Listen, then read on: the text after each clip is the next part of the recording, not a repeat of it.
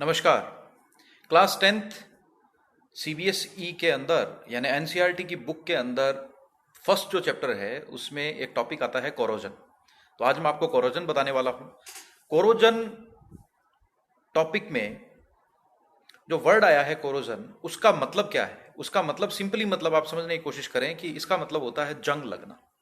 Right बच्चों, आपने देखा होगा जब आप लोहा लेकर के आते हैं, इट मीन आयरन, जब आप बाजार से लेकर आते हैं तो वो आयरन चमकदार होता है। आप देख लीजिए, आप अपने आपके जो घर के जो गेट बने हुए हैं वो आयरन के बने हुए हैं।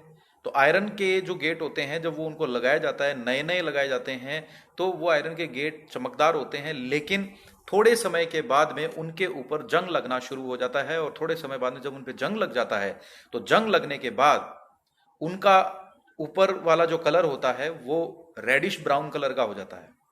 लाल ब्राउन कलर का एक उनके ऊपर एक कोटिंग आ जाती है। इसी कोटिंग को बोलते हैं रस्टिंग ऑफ आयरन, यानी आयरन के ऊपर जंग लगना। तो रस्टिंग ऑफ आयरन यानी आयरन जंग लग चुका है, यानी वो जो आयरन है वो कोरोड हो चुका है, यानी जंग लग चुका है। उसी तरीके से जंग जो है वो सिल्वर पे भी लगता है।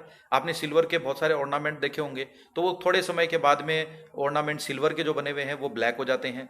आपने कॉपर के देखे होंगे, तो कॉपर से बने हुए जो चीजें होती हैं वो कुछ समय के बाद में उनके ऊपर ग्रीन कलर की कोटिंग आ जाती है। राइट तो ये जो कोटिंग आना, ये जो चीजें हैं, ये सब क्या है? ये सब है कोरोजन के एग्जाम्पल हैं।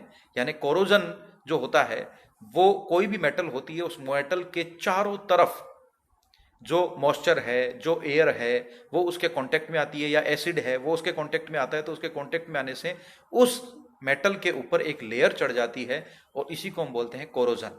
राइट इसमें आयरन की यदि हमने बात की तो रस्टिंग ऑफ आयरन, इसमें हम लोग वर्ड यूज करेंगे।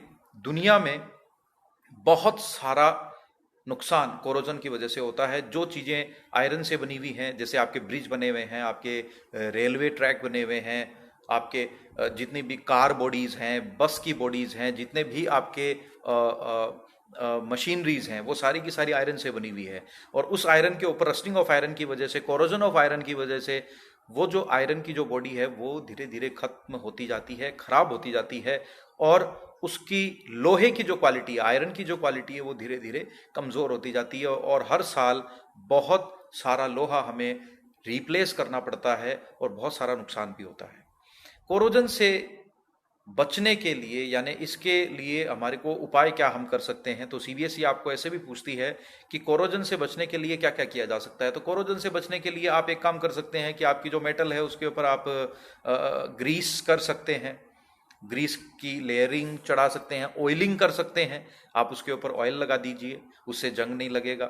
ग्रीस लगा दीजिए, नहीं लगेगा। आप एलॉय जो आती है, प्रोसेस है, एलॉइंग प्रोसेस है, उसका इस्तेमाल कर सकते हैं। एलॉइंग प्रोसेस, आपको पता है कि एलॉइंग प्रोसेस क्या होती है? एलॉइंग प्रोसेस होती है जिसमें बहुत सारी मेटल्स को मिक्सचर करके उसके बाद में जो बनाया जाता है उसको हम एलॉय बोलते हैं। तो alloy galvanisation process, galvanisation process से जंग नहीं लगेगा, ग्रीसिंग से जंग नहीं लगेगा, ऑयलिंग से जंग नहीं लगेगा, एनोडाइजिंग से जंग नहीं लगेगा, है ना। तो ये बहुत सारी ऐसी चीजें हैं जिनसे उसके अंदर कोरोजन से बचाया जा सकता है, और कोरोजन से होने वाले नुकसान को बचाया जा सकता है। तो आपके घर में जो भी लोहे की चीजें हैं या जो मेटल की चीजें हैं, उनके ऊपर यदि आप इस तरीके की लेयरिंग आप लगा देते हैं, आप उनके ऊपर चाहे क्रोम प्लेटिंग कर दें, गैल्वेनाइजेशन कर दें, है ना, एनोडाइजिंग कर दें, आप उन पे ग्रीस लगा दें, आप उन पे ऑयल लगा दें, तो वो जो मेटल है वो लंबे समय तक आपके साथ में रहेगी, और वो मेटल जल्दी से कोरोड भी नहीं होगी और खराब भी नहीं होगी। और लोहे से बनी हुई चीजें तो बहुत जल्दी खराब होती हैं। राइट ये था हमारा corrosion. Thank you so much.